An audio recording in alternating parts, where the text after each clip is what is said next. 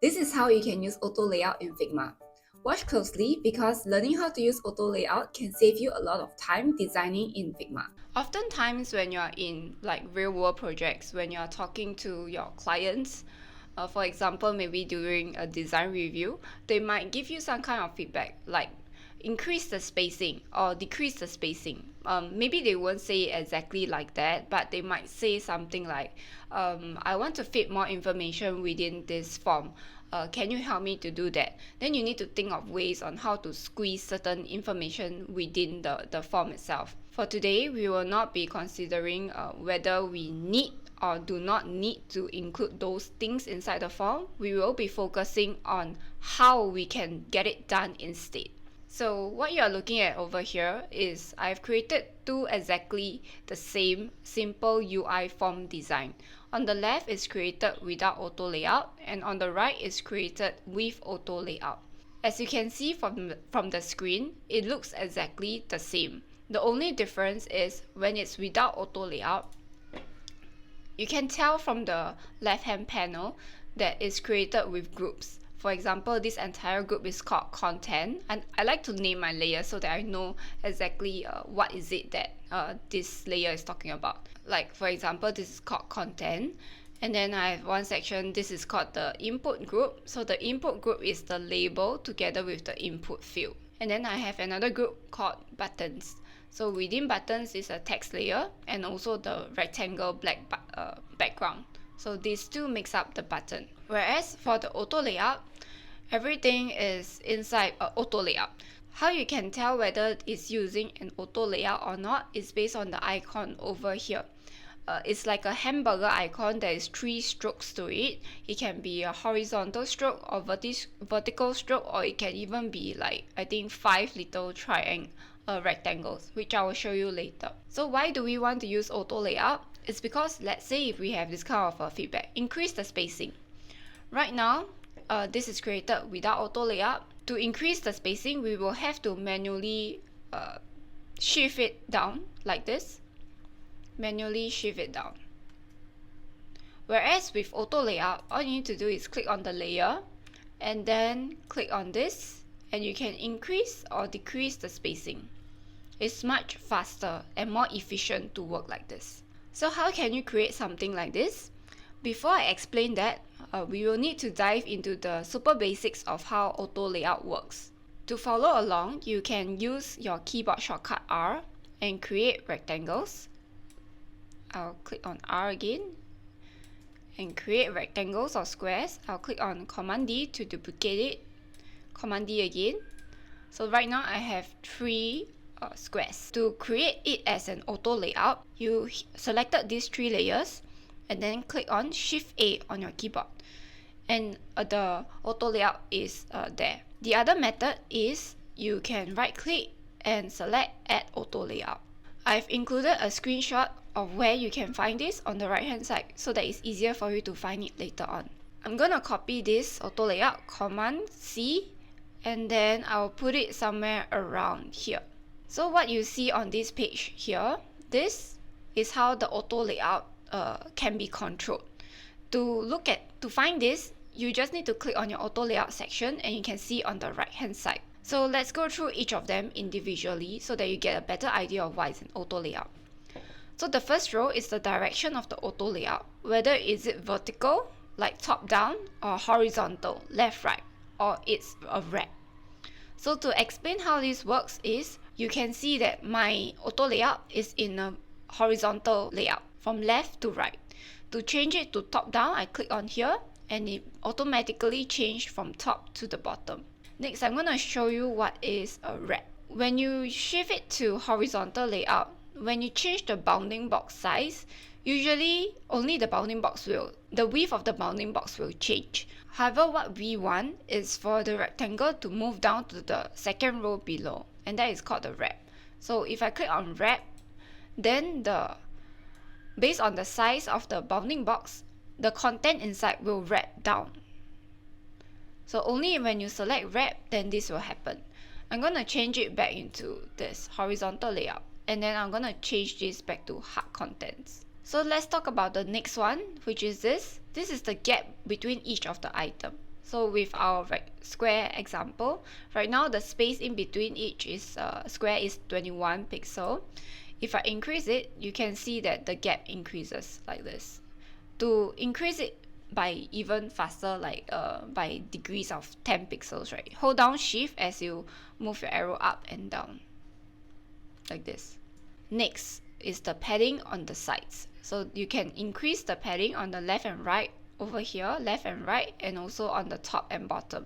For this example, I will be adding a fill layer to this auto layout so that it's clearer when I show you the example. So I will add a simple, maybe like an orange color. So let's talk about padding on the sides. So when I having the layer selected, I increase the padding on the side by 10, 20, 30, 40. You can see that the padding on the left and right side increases. And then this is the padding on the top and bottom. So I can increase it like this. So this is how you play around with the padding on the left and right. We can also click on this little like broken square so that we can control each of the corner. Like the left padding, I want it to be 10, and then the right padding, I want it to be 30, then the top, I want it to be 20, and the bottom, I want it to be 30 also. So I can individually control each of the padding on all four corners of my auto layout. So let's say I don't want that anymore. I can just click on this, close. I want to change it back to 10 for everything, right? I can just do that easily. Next, let's talk about this part, the alignment. So for alignment, to explain it to you more easily and clearly, I'm going to increase the size of my bounding box just by stretching it. I'm just going to move it out. I'm just going to stretch it, yeah? So right now, I have already defined how much this space is going to take. So my items right now are aligned to the top left hand side. But if I want it to be on here, at the bottom right hand side, all I need to do is click here and you will go down. So this box that you have here is the alignment of your items inside the frame that you have selected. So if I want it to be in the center, I just click on center like this. I forgot to mention that if you want to make sure that the space in between here and here, like everything is spaced out evenly, you can also double click on this and everything in the center will be aligned, spaced out automatically for you. This is why it's very important to learn auto layout, because you will be using this in more complex ways in the future. Lastly, let's talk about this kebab icon over here, which leads to the advanced auto layout settings. This is the auto layout layer. I'm gonna click on the 3 kebab icon and you will see this. So strokes, you can play around with whether it should include the stroke or exclude. And then there is the canvas stacking, last on top, or whether you want it first on top. This is useful if you are playing around with, let's say, maybe your design requires some coins and you want to put the coins at the top, you know, instead of in this direction instead of this direction. Or it can be applied for profile photos, avatar photos. Yeah, so this is where you can play around with this. Okay, I will leave this at the bottom here for you to play around with when you download the Figma file. Next, let's talk about how we can create buttons and input fields.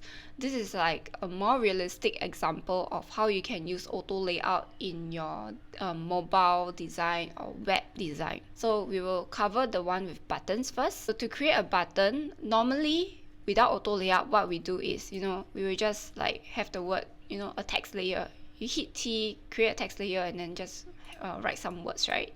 And then maybe you hit on R to draw your background of the button, and then you hit on your back bracket to send that to the back layer, and then you might just center align like this, and then you might just group it. This is the normal way to create a button without auto layout. But now with auto layout, it's much faster. You just click on T and then write down your word for the button. I'll just call it button, and Shift A on this. Then you can add in your fill. So if you want it to be the same as this color, just add in. And then you can play around with the padding over here, 20, and then height, top and bottom is also 20. let's say maybe for some reason whatever you're creating has to match certain other design, right, that you have already created.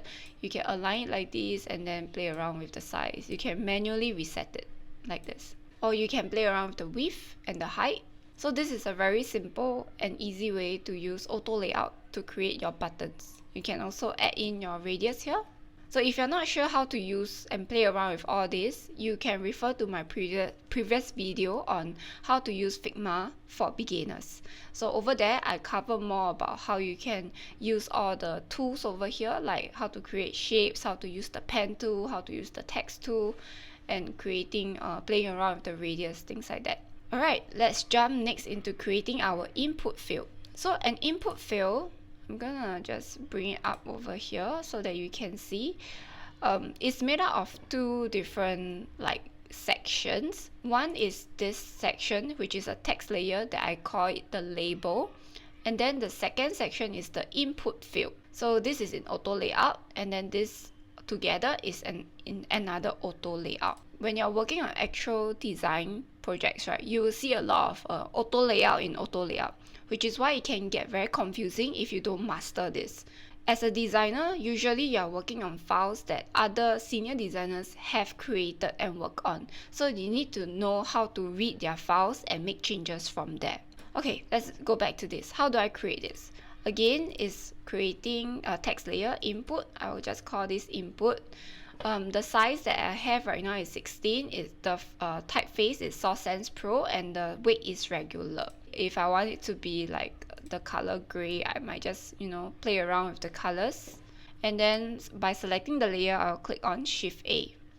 After clicking on Shift A, I might add in a fill, which is white, add in a stroke, then I can play around. So when I stretch it, I'm trying to make it as similar to this as possible. So when I stretch it, I realize that my input is right smack in the center. So I can click on the left, center, and this is how it will look more similar. Then I can increase the radius here, maybe 8 pixels, and this is how you get it. So right now I am seeing that my colors are all different. I can select this, click on fill, click on eyedropper tool, and this is how I can select my color. Another way is I will just click on the layer that I want to copy and then look at the colors here. I can click on Command C to copy, then click on the layer I want to make changes to, and then Command V, enter. And that is how I make it as similar as possible. So to create the word label, you can click on T like this, or click on T from the top. Then you enter whatever label that you might have. Maybe this can be called name, and then over here is empty instead of having some placeholder words. Then by selecting these two layers, I will click on Shift A again so that this two becomes a frame, like a group by itself. Yeah, then I might play around with the spacing here. So usually when you read it like this, frame, and then there's another frame, it can get a little bit confusing. So it's best if you name your frames, your groups. So usually I will name this as input field, and then the overall I will name it as input group, like this. So this is how you can create your input group.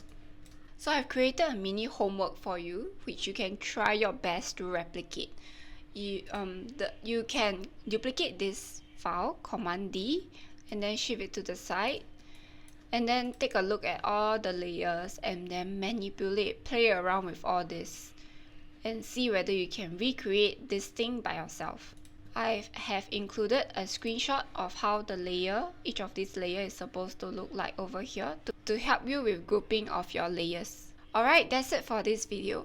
Next, I'll be showing you how you can download this Figma practice file. To download this file, you go to the link in the description box below, and once you click on it, you will come to my Gumroad page, and it will look like this auto layout Figma tutorial. Then you can key in the price that you want to pay. You can donate a small amount to me if you want, or you can click on 0 and click on I want this. You need to key in your email address and then click on get. If you found this video useful, be sure to like and subscribe, as I'll be creating more of such tutorials in the future. If you have any questions or anything that is unclear, you can leave them down in the comment section below. That's it for this video. Thank you so much for watching, and I'll see you in the next one. Bye!